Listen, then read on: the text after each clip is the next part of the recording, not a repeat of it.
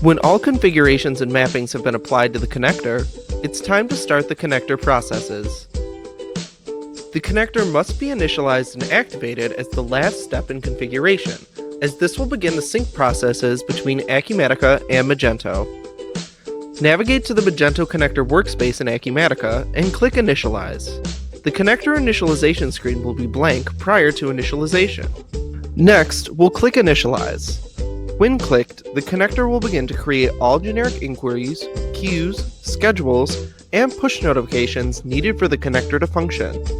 When we see the green checkmark icon, all connector mechanisms will have been established. If we want, we can click Test Features. This will test to make sure all connector mechanisms are functioning properly. We're good to go. Once established, the connector can be activated. Click Activate, and all connector mechanisms will then activate.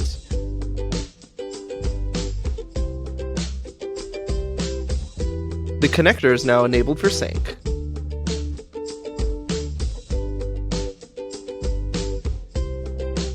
If you need to suspend connector activities, deactivating and uninstalling the connector can also be done in the Initialize screen. Click the Deactivate button at the top of the screen. You now have two options to choose from of what type of deactivation you'd like to have.